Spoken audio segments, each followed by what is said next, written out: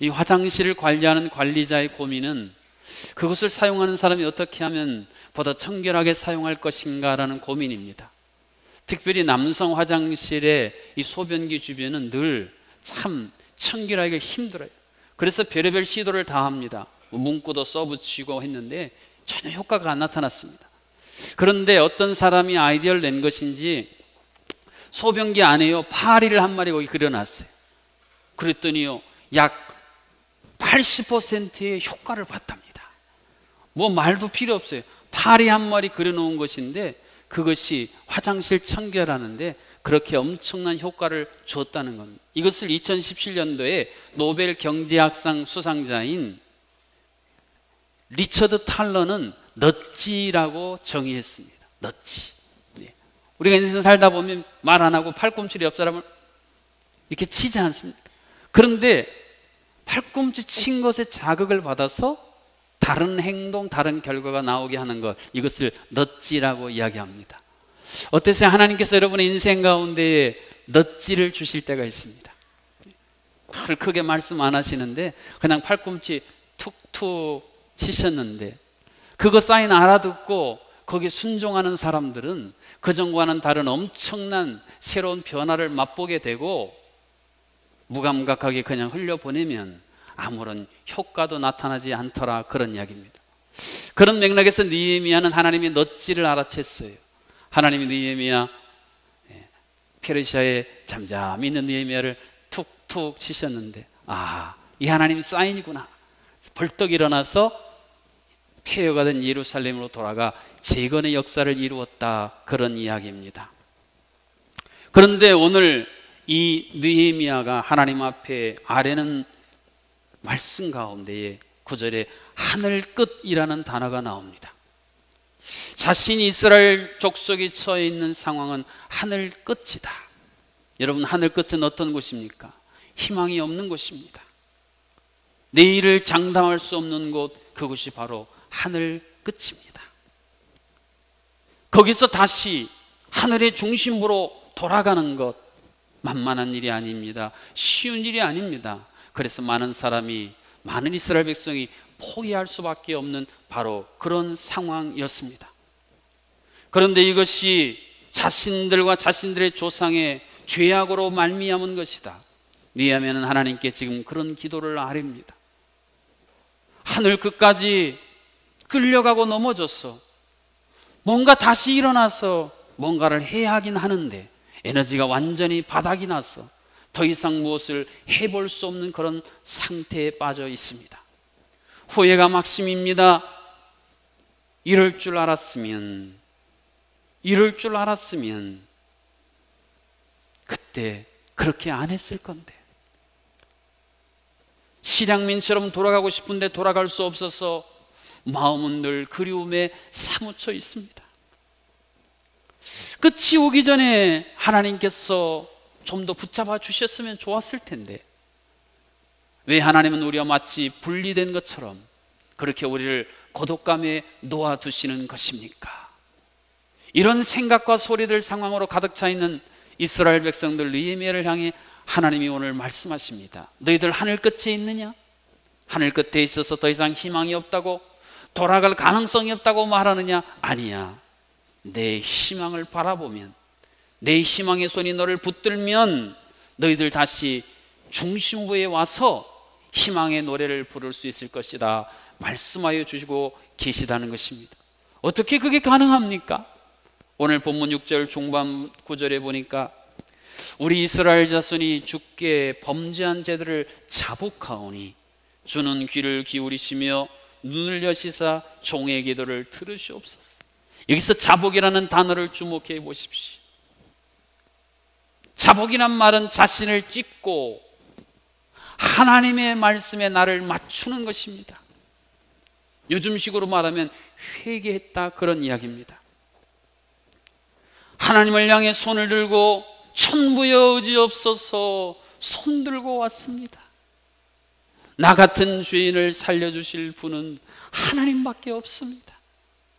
그래서 굳게 닫힌 내 마음에 그릇을 여인이 향료컵을 깨뜨리시 깨뜨렸어. 내가 이 시간 내 희망의 하나님, 하늘 끝에 있는 나를 다시 하늘의 중심으로 옮겨주실 그 하나님을 향해 내 마음을 쏟습니다. 이게 오늘 본문에 나오는 자복이라는 단어예요. 하나님은 느헤미야에게 그것을 깨닫게 해주셨습니다. 네가 살고 네 민족이 살 길은 자복하는 길이다. 그래서 하나님을 향해서 간절히 자복하는 자를 응답하실 그 하나님을 향해 지금 무릎을 꿇고 아뢰고 있는 것, 이것이 하늘 끝에 있는 자가 다시 하늘 중심으로 돌아오는 길이라고 하는 사실을 하나님이 신이 말씀해 주고 계십니다. 또한 9절 하반절 말씀은 이어서 너희 쫓긴 자가 하늘 끝에 있을지라도 내가 거기서부터 그들을 모아 내 이름을 두려고 택한 곳에 돌아오게 하리라 하신 말씀을 이제 청하건대 기억하옵소서. 한번 따라해 보실까요?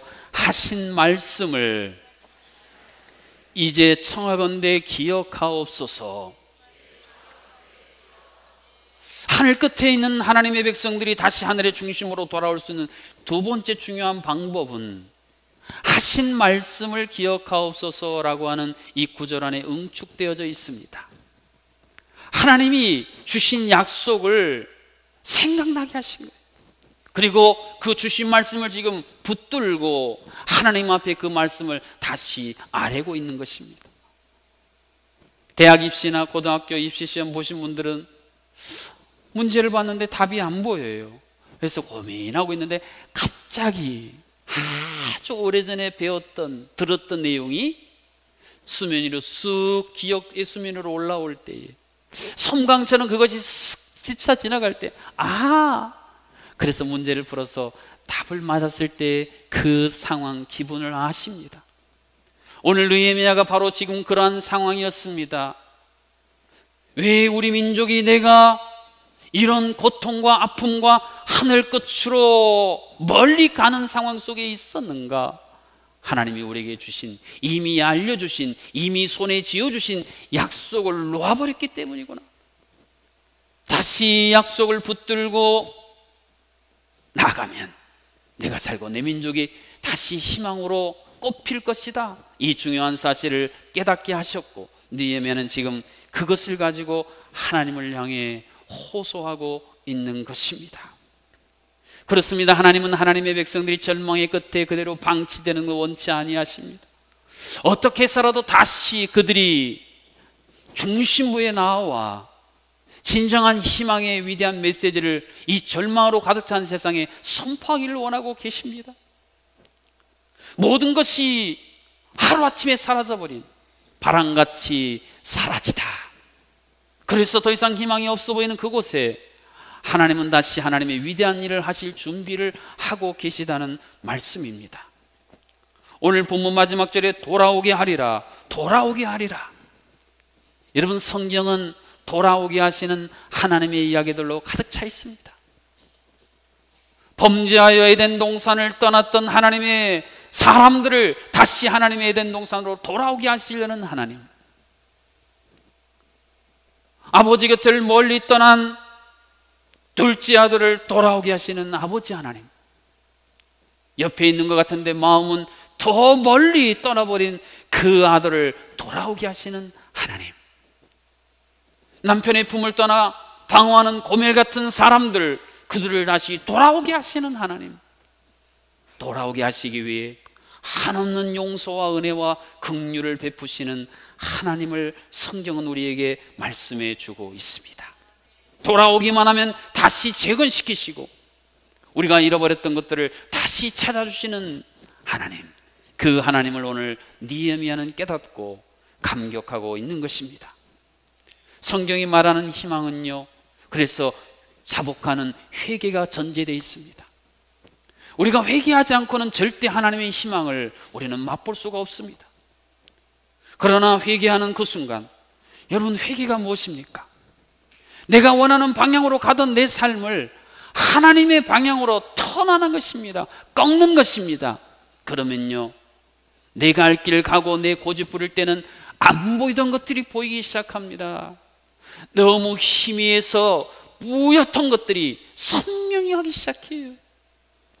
아무리 기계를 눌러도 작동하지 않았던 내비게이션이 다시 작동을 하며 오른쪽으로 가시오, 왼쪽으로 가시오, 어디로 가시오, 다시 작동하기 시작한다는 이야기입니다.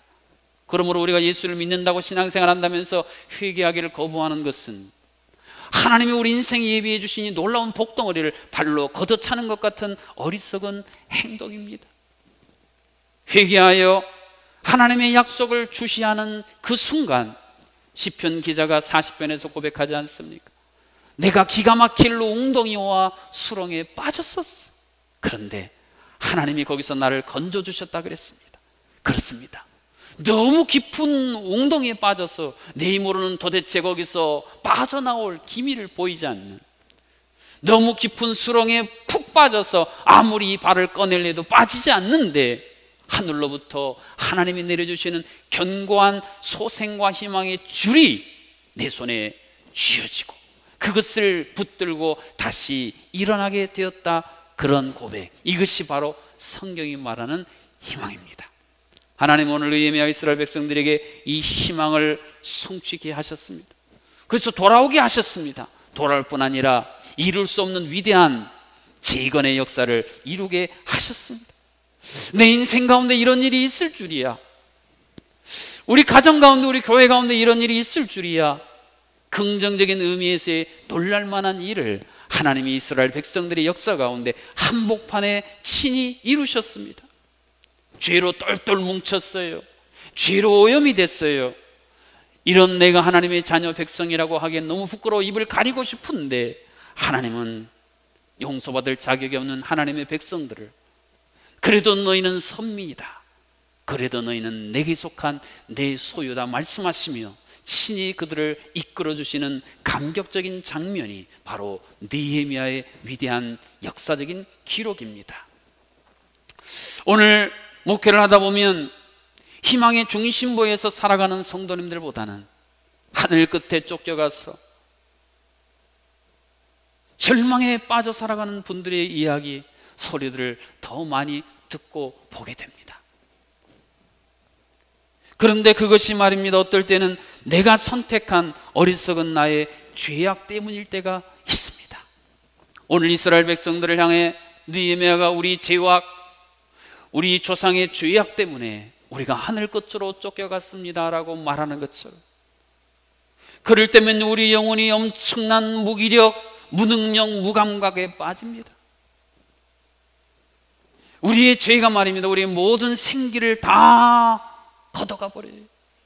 우리에게 남아있는 하나님이 우리에게 주신 영성, 지성, 이성, 감성 모든 것들을 다 끊어버리고 차단해버려요.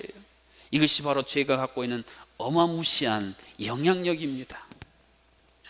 왜 내가 그때 우리가 그런 선택을 했을까? 엎질러진 물을 다시 주워 담을 수 없는 것처럼 후회하고 탄식해보지만 기회는 이미 지나가 버렸습니다. 스펀지가 말입니다, 스프링이 말입니다, 이렇게 늘렸다가 놓으면 다시 원래 상태로 돌아가지 않습니까? 그러나 그런 스프링도요, 계속 당기면 어느 순간 회복 탄력성 잃어버리면 놓아도 다시 돌아가지 않는 것처럼 하나님 우리에게 여러 번 기회를 주셨는데 우리는 다시 돌아갈 수 있는 기회마저 완전히 차단해버린 것 같은 그러한 삶을 살 때도 많이 있습니다.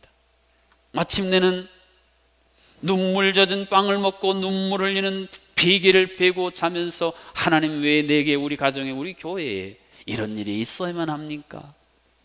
그렇게 가까이 친밀하게 느꼈던 하나님이 너무 멀리 느껴지는 영적인 깊은 고독과 외로움 속에 탄식하는 이 시대의 성도 교회들을 향해 하나님은 오늘 우리에게도 말씀하십니다. 너희들 절망의 끝에서 두려워하고 염려하고 있느냐?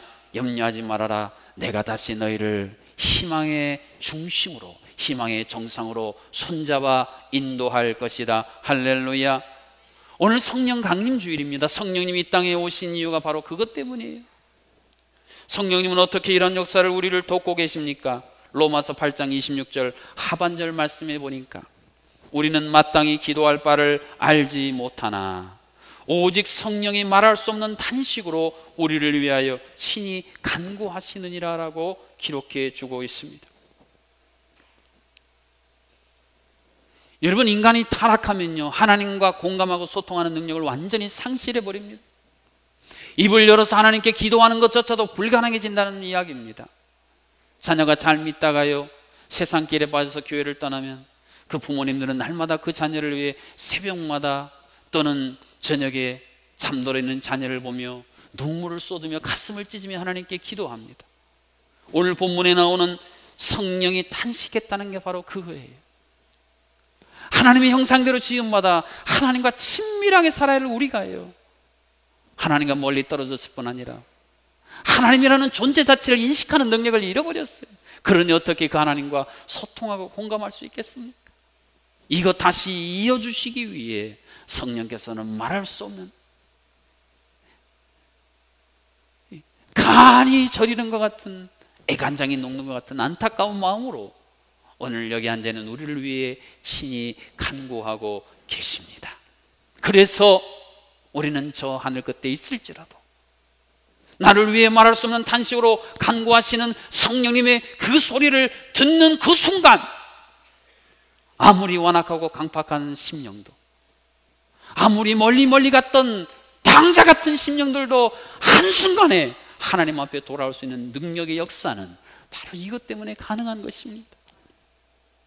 이를 위해 성령님은 또 얼마나 놀라운 일을 행하시는 예수님이 미리 알려주셨습니다.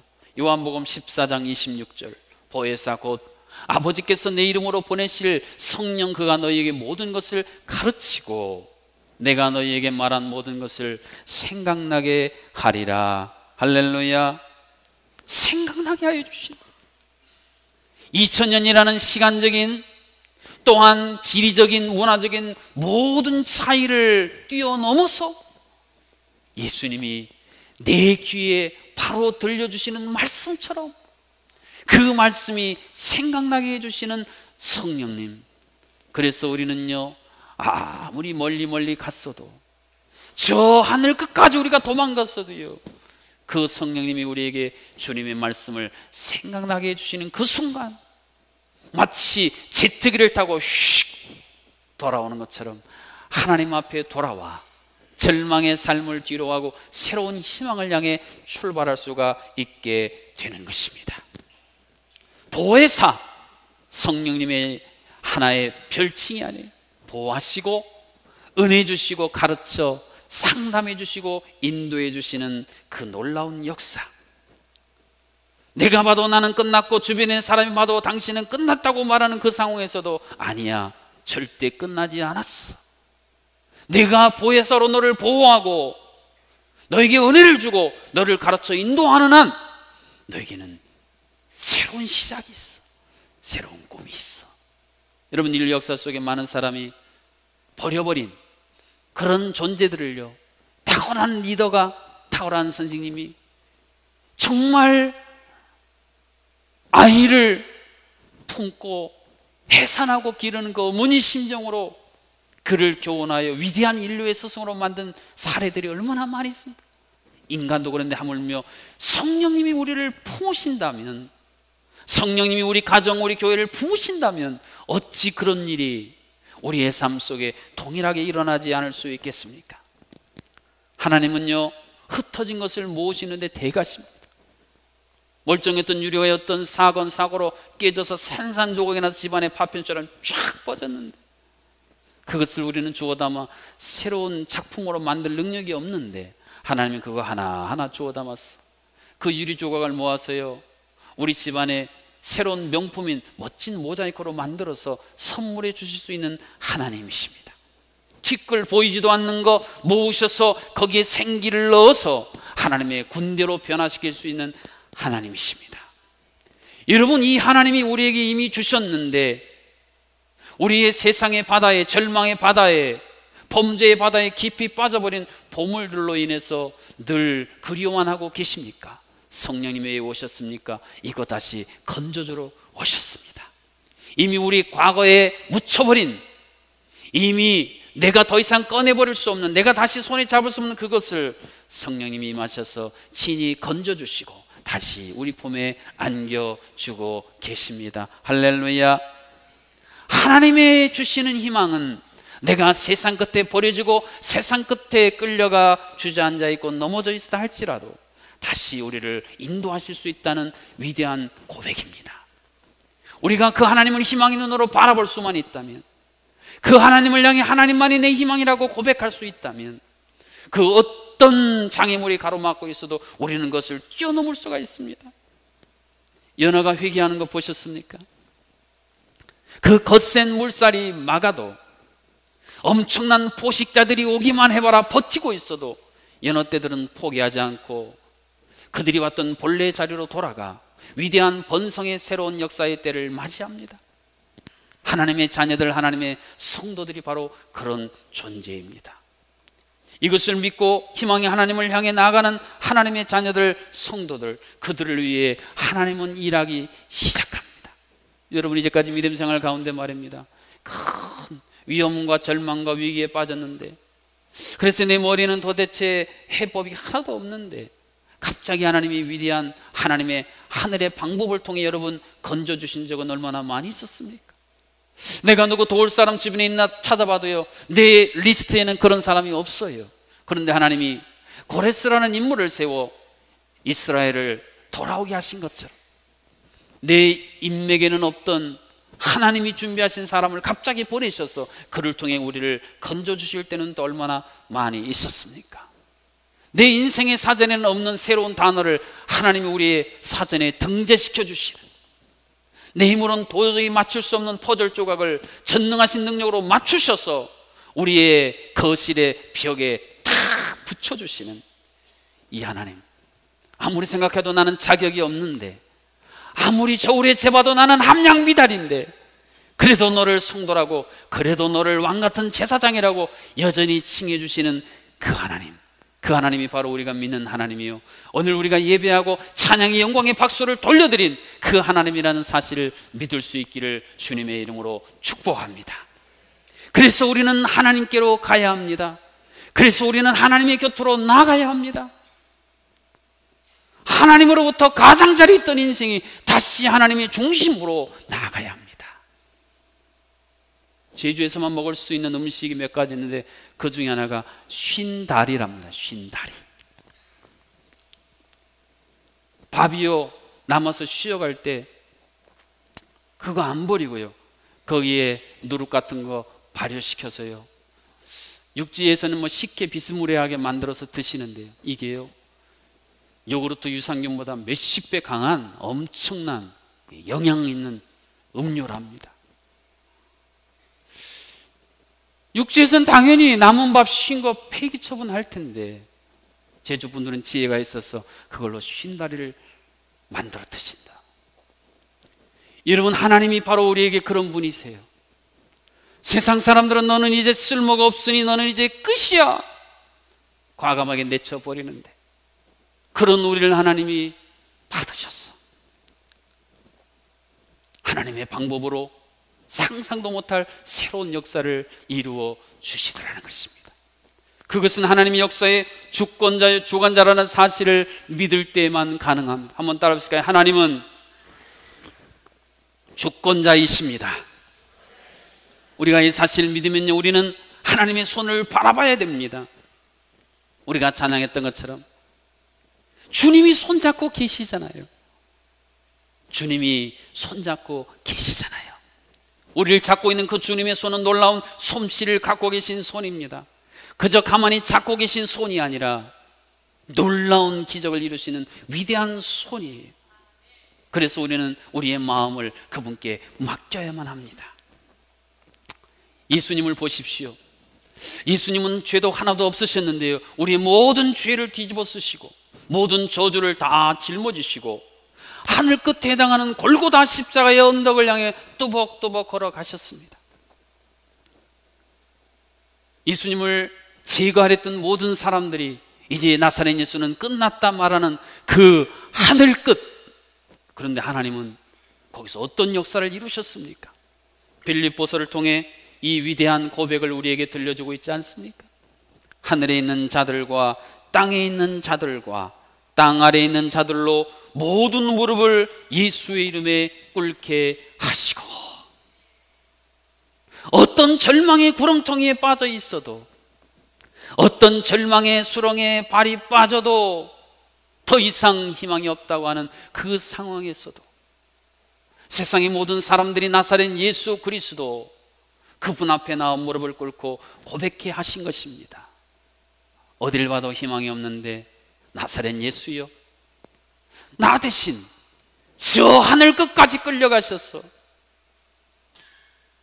가장 절망인 십자가, 그 십자가를 통해 나에게 새로운 탈출구, 위대한 희망, 그 희망의 심장문을 향해 나갈 수 있게 만드신 분은 오직 당신밖에 없습니다.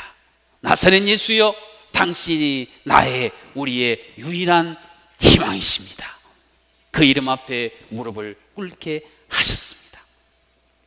그러므로 우리가 해야 할 일은 말입니다, 내가 어떤 절망의 가장 중심부에 있다 할지라도 하나님의 우리를 희망으로 회복시킬 수 있다는 이 사실을 굳게 붙드는 것입니다. 여러분, 먹구름이 아무리 짙게 드리워졌어도, 그 먹구름 때문에 비바람이 아무리 몰아쳐도 우리 제주인들은 다 압니다. 비행기 타고 올라가면 하늘은 쨍쨍, 모래알은 반짝.